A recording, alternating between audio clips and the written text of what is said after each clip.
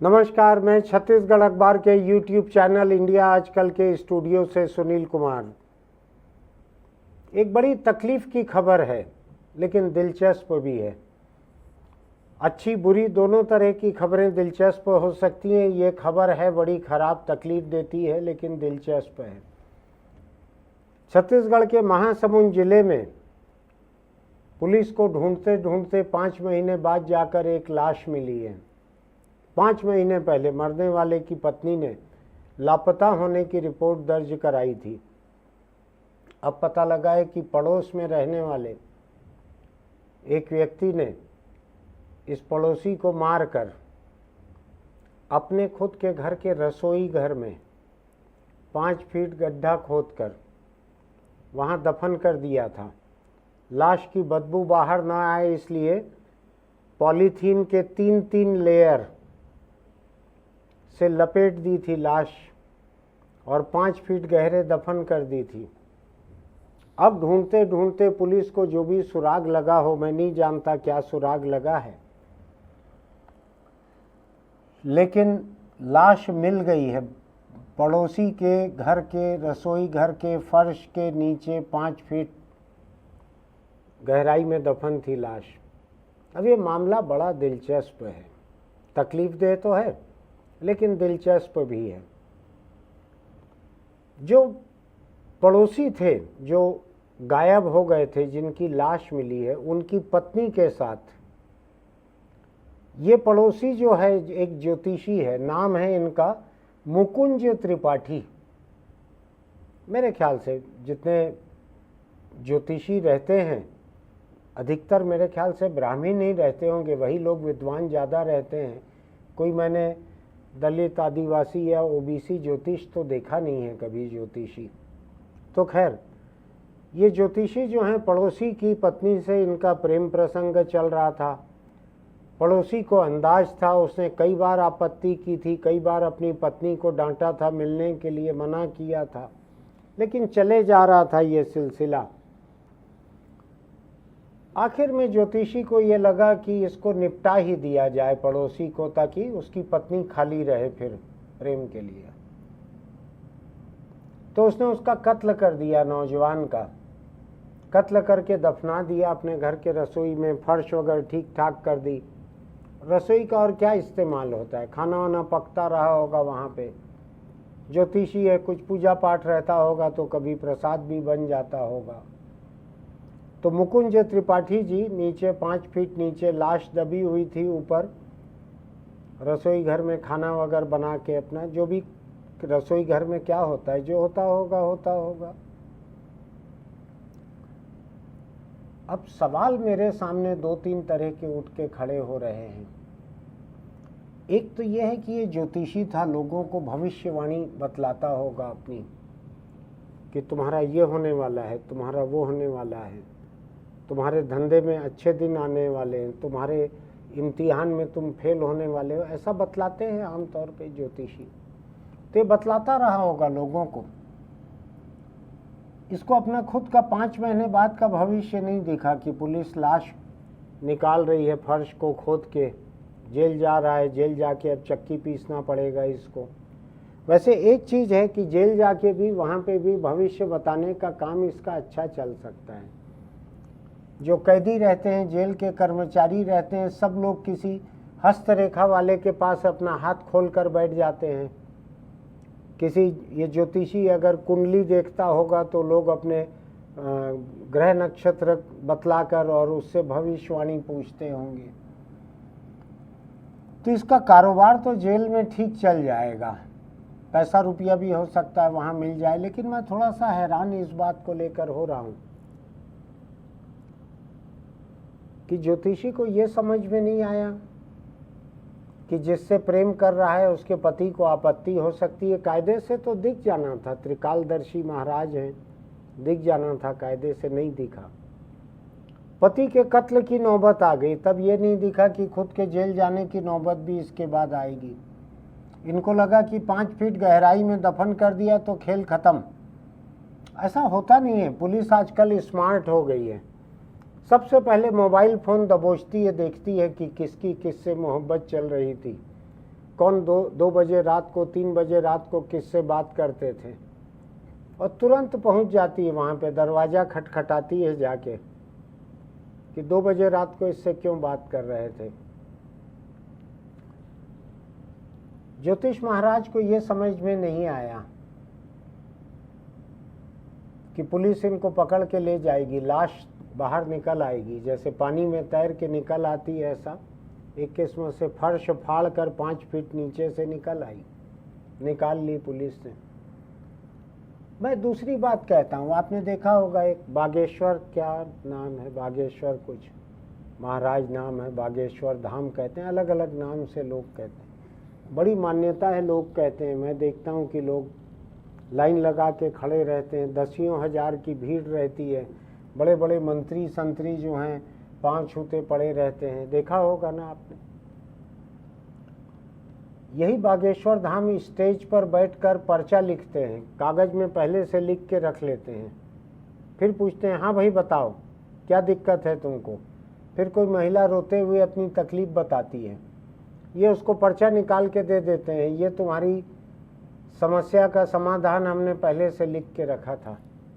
हैरान रह जाते हैं देखकर लोग, मैं भी हैरान रह जाता हूँ देखकर।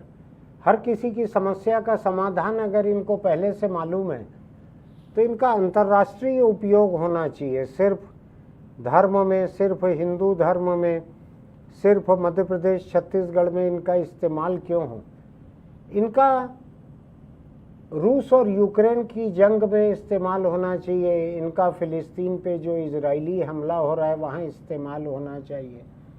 ये बतला देते कि इजराइल का बम कहाँ पे गिरने वाला है, रफ़ा के शरणार्थी शिविर में, तो शायद 25-50 लोग बच गए रहते। इनकी प्रतिभा का इस्तेमाल दूसरी जगहों पे होना चाहिए, बड़ी जगहों पे जहाँ व्यापक महत्व हो, जहाँ लोगों को होटल के कमरे का नंबर बताने की धमकी न दें, कुछ ज़्यादा काम की बात बतलाएं। लेकिन होता क्या है, इनकी भारी शोहरत जिस समय चल रही थी उस समय कई वीडियो सामने आए। इनका सगा छोटा भाई किसी एक दलित परिवार की शादी में चले गया, बोला लाउड स्पीकर कैसे बज रहा है। ये मध्य प्रदेश के उस हिस्से से आते हैं जहाँ पे दलितों को जूते की नोक पे रखने की परंपरा है। तो इनके भाई ने जाके वहाँ पे दलितों को मारा पीटा, गालियाँ बकी माँ बहन की, ऐसे मुंह से फूल की तरह गालियां झर रही थी इनके भाई के मुंह से। मैं थोड़ा सा हैरान हुआ, इनके पास कागज और स्याही खत्म हो गई थी क्या, ये पर्चे पे लिख नहीं पाए कि इनका भाई क्या करेगा, भविष्यवाणी नहीं कर पाए, क्यों ऐसा हो गया। 2-3 मामलों में ऐसा फंसा है इनका भाई,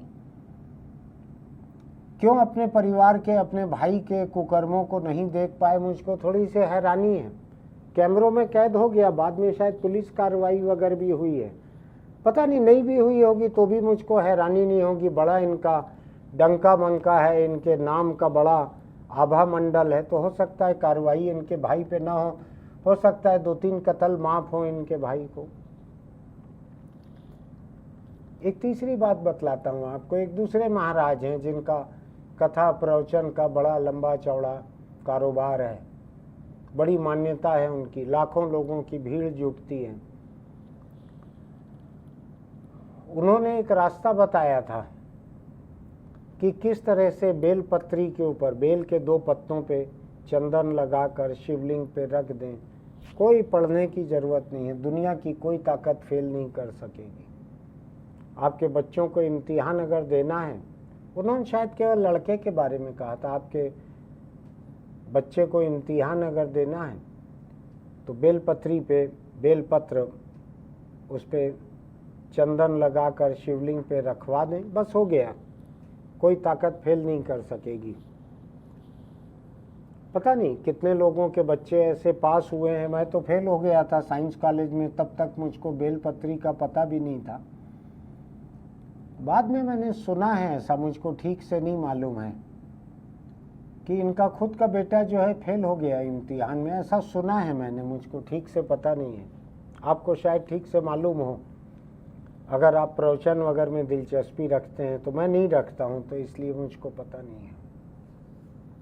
मैं देखता हूँ पूरे दुनिया के भविष्य को बताने के लिए जो सड़क किनारे एक बक्से में तोते को लेके बैठता है और बाहर कुछ चिट्ठियाँ फैली रहती है, आप जाके 10 रुपया दो मेरा भविष्य बतलाओ, तो तोते को निकालता है। तोता आपका भविष्य बताने के लिए कोई एक पर्ची, कोई एक लिफाफा निकाल के चोंच से पकड़ के ला के ज्योतिषी को देता है। ज्योतिषी उसको पढ़ के बताता है आपके आने वाले दिन अच्छे रहेंगे या खराब रहेंगे, ये कीजिए वो कीजिए। ऐसा पहले से लिखे हुए अलग अलग तरह के रहते हैं। तोता कोई एक पकड़ के निकालता है, दे देता है। मुझको मालूम नहीं है कि किसी एक व्यक्ति ने 4 बार 5 बार पैसा बर्बाद किया है क्या, कि हर दिन दोपहर शाम को हुलिया बदल के चले जाए और पैसा दे कि मेरा भविष्य बताओ, और देखे कि तोता वही लिफाफा हर बार निकालता है कि हर बार नई भविष्यवाणी कर देता है। मुझको पता नहीं है ऐसा क्या है। मैं आपको एक दूसरी दिलचस्प बात बतलाता हूँ। इमरजेंसी के वक्त हिंदुस्तान में बहुत से भ्रष्ट लोगों को गिरफ्तार किया गया था रिश्वत लेते हुए। अनुपातहीन संपत्ति के मामले में बहुत से सरकारी अफसर कर्मचारी गिरफ्तार हुए थे। रायपुर जेल में एक मुखर्जी नाम के सरकारी अफसर थे, वो भ्रष्टाचार के मामले में जेल में थे। इमरजेंसी के वक्त की बात है। जब छूट के आए वहाँ से, तब तक वो जेल में रहते रहते उन्होंने हस्तरेखा पढ़ने का बहुत ज्ञान प्राप्त कर लिया था। जेल अच्छी जगह रहती है, जिसको पढ़ना हो, कोई डिस्टर्ब नहीं होता, लोग लंबे समय तक पढ़ सकते हैं, तो वो बड़े ज्ञानी हो गए थे। जब उन्होंने बाहर निकलकर प्रैक्टिस शुरू की इसकी, तो अखबार में इश्तहार दिया कि हस्तरेखा देखकर भविष्य बतलाते हैं। तो मेरे एक दोस्त के बड़े भाई थे, उनको बड़ी दिलचस्पी थी भविष्य जानने में, तो मुझको भी लेके गए वो, चलो देख के आते हैं उनको। शायद पीएन मुखर्जी नाम था उनका। तो हम लोग गए वहाँ। 100 रुपये लेते थे वो। पुरानी बात है, ये बात होगी 78-79 की बात होगी। 100 रुपये लेते थे। एक लंबा ऐसा पैड रखा था उन्होंने, कार्बन लगाते थे, उसमें लिख के भविष्यवाणी अपनी देते थे और काफ़ी देर तक हाथ देखते थे, हाथ पे पेन से तरह तरह के निशान लगाते थे, अपनी सारी भविष्यवाणी लिख कर देते थे वो। तो हम लोगों को भी बड़ी दिलचस्पी थी। स्कूल कॉलेज के दिन थे वो, और मोहब्बत करने की उम्र रहती है, तो क्या होगा जानने की दिलचस्पी भी रहती है। तो हाथ दिखाने मैं भी गया था और लोगों के साथ उनके पास। जब बात निकली, उनको पता लगा कि मैं एक अखबार में नौकरी करता हूं और मैंने रायपुर जेल में ही एक कैदी को फांसी हुई थी, वो फांसी देखी थी मैंने, रात भर जाग कर उसकी रिपोर्टिंग की थी। ये जब उनको पता लगा तो मुखर्जी साहब की दिलचस्पी मुझ में बढ़ गई। उन्होंने कहा कि जिस बैजू नाम के कैदी को फांसी हुई थी, जिसकी आपने रिपोर्टिंग की, उस बैजू का हाथ मैंने जेल में देखा था।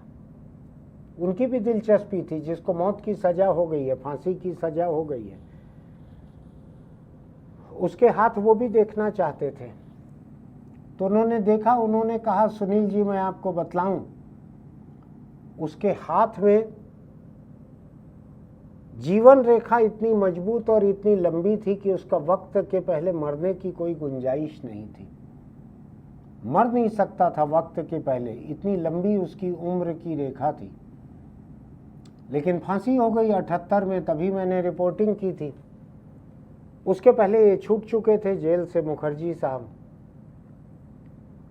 लेकिन इनके हस्तरेखा के सारे ज्ञान ने, और ये जेल के कैदियों के, तमाम कैदियों के हाथ देखते रहते थे। तो बैजू को फांसी हो गई, इनको दिख नहीं पाया था कि उसको फांसी होने वाली है। मैं ये बिल्कुल नहीं मानता हूं कि किसी भी ज्योतिषी को, भविष्यवक्ता को तमाम चीजें दिख जाती होंगी, लेकिन फांसी तो बड़ी चीज थी, उसको मौत की सजा हो चुकी थी। अदालत से सजा हो चुकी थी, राष्ट्रपति के पास गया हुआ था उसका मामला माफ़ी के लिए, रहम के लिए। उसी दौरान इन्होंने देखा होगा मुखर्जी साहब ने, हो गई फांसी।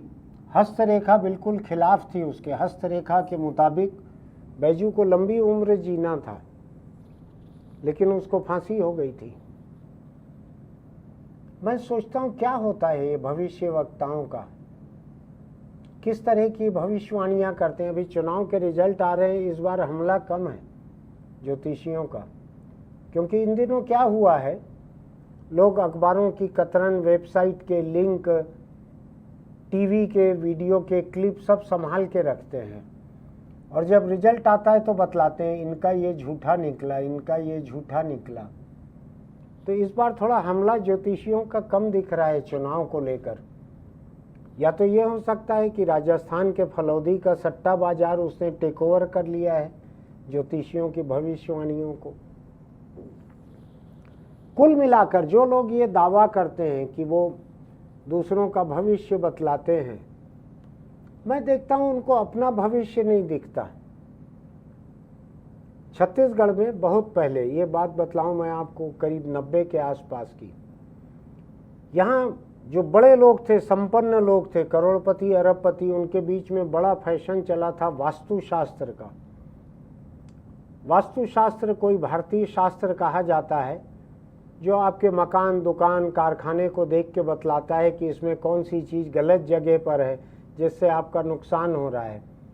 तो वो शायद दरवाजे को इधर से इधर कर देते हैं, किचन को वहाँ से कहीं और कर देते हैं, ऐसा कई तरह का फ़र्क करवाते हैं। सिर इधर रख के मत सोइए, इधर रख के सोइए, ऐसा करवाते हैं वास्तुशास्त्री। उस समय यहाँ पे अचानक फैशन आया था 90 के आसपास। हर बड़े व्यक्ति को लगता था कि अगर वास्तुशास्त्र उन्होंने अपना ठीक नहीं करवाया, वास्तु सुधरवाना बोलते थे, अगर नहीं करवाया तो फिर वो बड़े ही नहीं हैं, ऐसा लगता था लोगों को। तो यहाँ के पड़ोस के, मैं नाम लेना नहीं चाहता, यहाँ छत्तीसगढ़ के पड़ोस के एक मराठी वास्तुशास्त्री छत्तीसगढ़ आते थे। तमाम बड़े बड़े उद्योगपति पहले अपना वास्तु ठीक करवाते थे, फिर अपने दोस्तों के यहाँ भेज देते थे। वहाँ जाके फैक्ट्री का बॉयलर इधर से उधर करवा दें, टॉयलेट हटवा दें, कुआं बंद करवा दें, बोर में रेत भरवा दें, बोर किसी दूसरी जगह करवा दें। आते ही वो सब चेंज करवा देते थे। यहाँ पे आप जहाँ पक्का पखाना है वहाँ मंदिर रहना चाहिए था, और जहाँ आपने मंदिर बना लिया है वहाँ पखाना रहना चाहिए था। ऐसा सब चेंज करवा देते थे।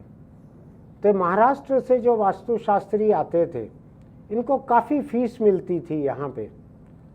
उस समय 90 में बड़ी बड़ी फीस मिलती थी, 1,50,000 रुपये या लाखों रुपए एक एक कारखानेदार से फीस मिलती थी वास्तुशास्त्र सुधरवाने की। जितने लोगों का वास्तु इन्होंने सुधारा, उनमें से कई लोगों को मैं जानता हूँ वो बड़ी बड़ी परेशानियों में फंसे। किसी की फैक्ट्री बंद हो गई, इन्होंने सुधार दिया था, इनके सुधारने के बाद का बता रहा हूँ। कहीं परिवार में झगड़े हो गए, कोर्ट कचहरी में मामले चले गए, कहीं आग लग गई, कहीं गिरफ्तार हो गए, कहीं बैंक में दिवाला निकल गया, ऐसा चलते रहा। ये वास्तुशास्त्र ठीक करवाने के बाद का बतला रहा हूँ मैं।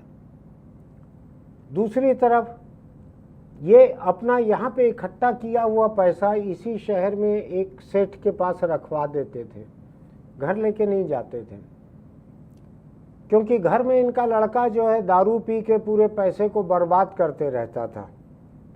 तो बूढ़ा बाप कमा के लेके आए, बेटा पूरा बर्बाद करते रहे। ये लोगों का वास्तु ठीक करते थे, अपने घर का ठीक नहीं कर पाए, अपने लड़के का पीना, उत्पात करना, फिजूल खर्ची बंद नहीं कर पाए। ये इनका हाल था। भविष्य वक्ताओं की बात निकली तो मैं बतलाऊं आपको, दक्षिण भारत में वास्तु का ज़्यादा चलन है, मान्यता ज़्यादा है।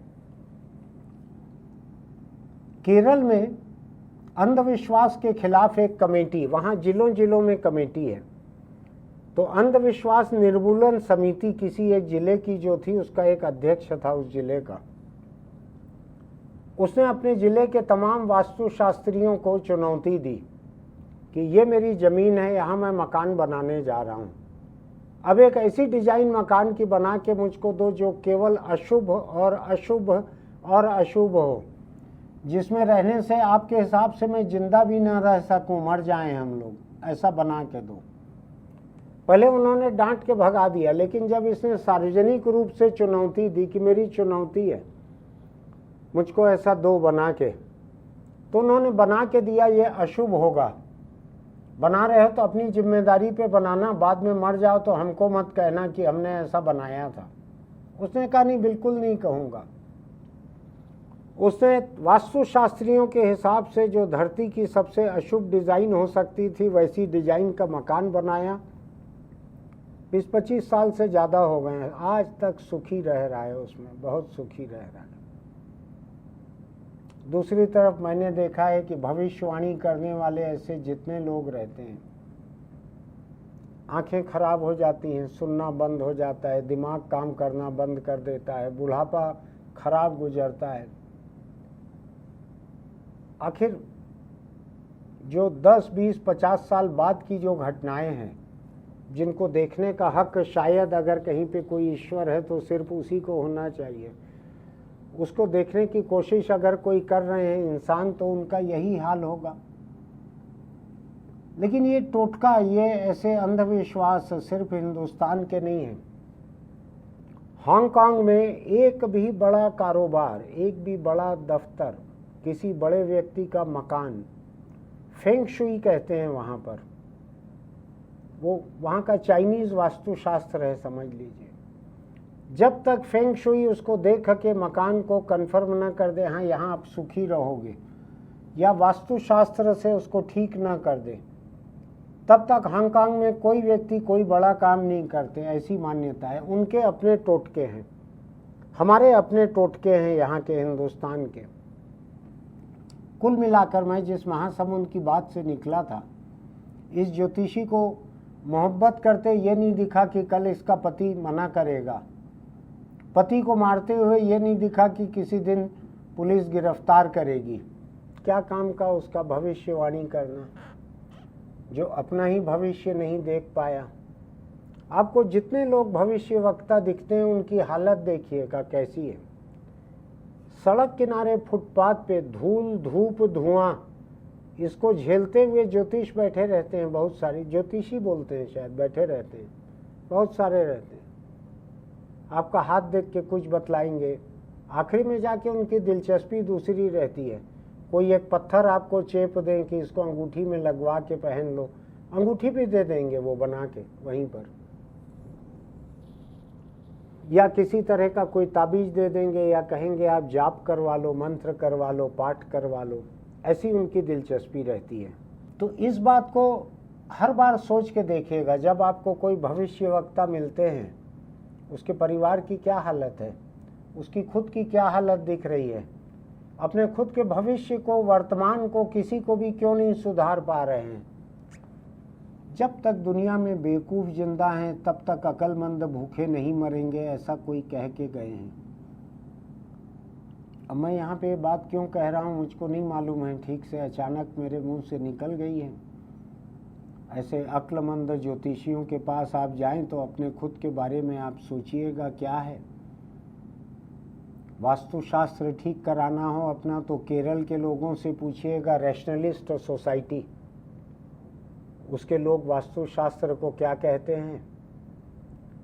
जो बड़े बड़े लोग, जो तरह तरह के धार्मिक अनुष्ठान से ही जिनका पीछा नहीं छूटता है, उनकी क्या दुर्गति होती है उसको देखिए। उसमें से कई बड़े बड़े लोग तो मेरे शहर के यहाँ से 1-2 किलोमीटर दूर है जेल, जिसमें एक वक्त जिनकी पेशाब से चिराग जला करते थे, वो लोग हैं जेल में, 1 किलोमीटर दूर है यहाँ से कुल। और मैं जब उनको देखता था, कोई न कोई धार्मिक प्रतीक उनके ऊपर हावी दिखता था। मैं किसी एक धर्म का नाम लेना नहीं चाहता। धर्म के, धार्मिक अनुष्ठान के जितने किस्म के प्रतीक हो सकते हैं सब उनके ऊपर दिखते थे। सबसे ज़्यादा तीर्थ करते थे। जाहिर है कि सबसे ज़्यादा ज्योतिषी या हस्तरेखा विशेषज्ञ के पास भी जाते होंगे, कुंडली भी दिखाते होंगे। जेल में है आज। बाहर 44-45 डिग्री टेम्परेचर है, वो जेल में है। एसी के बिना बाथरूम नहीं जाते थे जो, वो शायद आज बिना कूलर के जेल में है, ऐसा मेरा अंदाज है। क्योंकि पिछली सरकार के समय के वो सबसे ताकतवर लोग हैं। सरकार बदल गई है तो आज तो उनको रियायत वहाँ जेल के भीतर मिल नहीं रही होगी। किसी भी भविष्यवक्ता के पास जाने के पहले सोच लीजिए, जो कुछ होना है आपके अपने कर्मों से होता है, आपकी मेहनत से होता है, इनसे कुछ नहीं होता। इनसे अगर हुआ रहता तो जो जौहरी हैं वो 100-200 नीलम जितने उनके दुकान में हैं, उसकी सबकी पोटली को रोज सिर के नीचे रख के सोते, सुबह तक करोड़पति से अरबपति बन गए रहते। मोतियों की माला ही पहन लेते, गुस्सा ही नहीं आता कभी। ऐसे अलग अलग पत्थर पहन लेते, पूरा पोटली ले लेते, एक एक पोटली पत्थर लेके सोते चलते। होता नहीं है ऐसा। मुझको किसी ने कोई पत्थर कभी सुझाया था एक, कि तुमको गुस्सा बहुत आता है, ये पत्थर पहना करो। पत्थर था, मोती था, जो भी सुझाया होगा। मैंने कहा जिनकी मति पे पत्थर पड़ते हैं वो पत्थरों के चक्कर में पड़ते हैं, मुझको जरूरत नहीं है। आप भी देखिएगा, महासमुंद के इस ज्योतिषी को देखिएगा जो अपने रसोई घर में, रसोई घर होता कितना बड़ा है, उसमें 5 फीट नीचे लाश को दफन करके ऊपर मजे से सब खाना वाना पका रहा था। और भी कुछ पका रहा होगा वहाँ, मुझको नहीं मालूम है। पूजा पाठ की चीज़ें भी हो सकता है बना रहा होगा। क्या हुआ उसका, क्या नाम है इनका? मैं तो थोड़ा हैरान हूँ इनका नाम सुनकर। मुकुंज त्रिपाठी। सोच के देखिएगा अपना भविष्य किसी से पूछने के पहले कि ऐसे लोगों का खुद का वर्तमान क्या है और भविष्य क्या है। चुनाव में इनकी घोषणाएं कितनी झूठी साबित होती हैं। इनका भाई गुंडागर्दी कर रहा है, इनको पता नहीं रहता। बेटा फेल हो रहा है, ये दूसरों को पास होने के लिए तरकीब बता रहे हैं बेलपत्री की। सोच के देखिएगा, क्यों झांकना चाहिए भविष्य में ऐसा? प्रकृति ने हमको 1 किलोमीटर 2 किलोमीटर, पहाड़ी दिख रही है तो 100 किलोमीटर 50 किलोमीटर तक देखने की ताकत दी है। लोग हिमालय के नीचे से हिमालय की चोटी तक देख लेते हैं, जितना भी किलोमीटर होगा, कई किलोमीटर होगा। अगर हमको अगले 5 साल बाद का देखना रहता तो कुदरत हमको ऐसा बतलाती, 5 साल बाद की देखने की ताकत देती। लेकिन हमको अपनी ताकत पे जिंदा रहना है, अपने काम पे, अपने हुनर पे जिंदा रहना है। इसलिए जो भाग्यवादी लोग रहते हैं वो तरह तरह के धार्मिक प्रतीक बांध के, पहन के, लगा के चलते हैं देह पे। मैं किसी एक धर्म की बात नहीं कर रहा, अलग अलग कई धर्मों के लोग ऐसा करते हैं। जेल में है आज वो, नाम लेवा नहीं है उनका कोई। एक वक्त मैंने देखा हुआ है उनकी पेशाब से चिराग जला करता था। आज ऐसी दुर्गति हो गई है। किसी भविष्यवक्ता का दिया हुआ भविष्यवाणी ठीक नहीं हुई उनके ऊपर। आप अपने बारे में सोच के देखिएगा। ये जितनी घटनाएं मैंने बताई हैं सब सच्ची हैं, इनके बारे में सोच के देखिएगा, फिर मानिएगा किसी की भविष्यवाणी को। वरना अपने अच्छे कामों पे, अपनी मेहनत पे, अपने हुनर पे, अपनी अच्छी नीयत पे भरोसा करिएगा। आप सब कुछ अच्छा इस्तेमाल करेंगे तो अच्छा होगा। अच्छा आटा, अच्छा मैदा, अच्छी शक्कर, अच्छा घी, अच्छी केसर, अच्छा मेवा इस्तेमाल करने से, अच्छे रसोइये का हुनर इस्तेमाल करने से मिठाई अच्छी बनती है। किसी एक धोखेबाज, दगाबाज के, जालसाज के कहे हुए मिठाई अच्छी नहीं बनती। ये तांत्रिक लोग रोज किसी को मार रहे हैं, लोग तांत्रिक को मार रहे हैं। छत्तीसगढ़ में अभी 2 दिन पहले एक आदमी ने अपने मुर्गे को काटा और उसके बाद अपने बेटे का गला काट दिया तंत्र विद्या के लिए। ये इस तरह की विद्याओं पे, तंत्र विद्या, घोर विद्या, जादू टोना, काला जादू, भविष्यवाणी, सब एक दर्जे का है। किसी पे भरोसा मत कीजिए, सिर्फ विज्ञान पे भरोसा कीजिए, वही आपको सही राह दिखाता है। मैं भी इन विद्याओं के साथ और जो चीज़ें हैं जिनमें लोगों की आस्था ज़्यादा रहती है, अभी नाम नहीं ले रहा हूँ मैं, लेकिन मैं इतना कह रहा हूँ, केवल विज्ञान पर आस्था रखिए।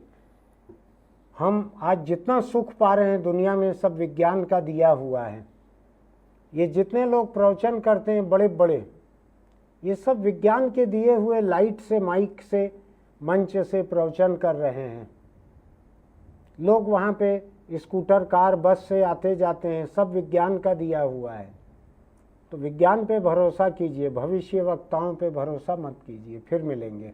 आपको अगर मेरी बातें अच्छी लगती हैं तो हमारे इस YouTube चैनल इंडिया आजकल को सब्सक्राइब कीजिएगा, नोटिफिकेशन की बटन दबाइएगा, लाइक कीजिएगा, टिप्पणी लिखिएगा नीचे। आप असहमत हैं तो उसको भी लिखिएगा।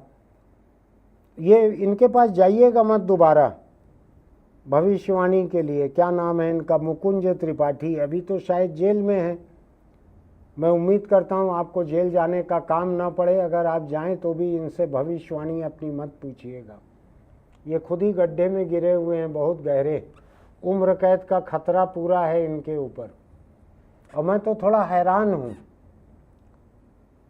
लाश नीचे दबी हुई है, रसोई में इनका खाना कैसे बनता होगा त्रिपाठी जी का। मैं थोड़ा परेशान हूँ उसको लेकर, और महीनों से चल रहा था, कुछ इनको दिक्कत नहीं हुई।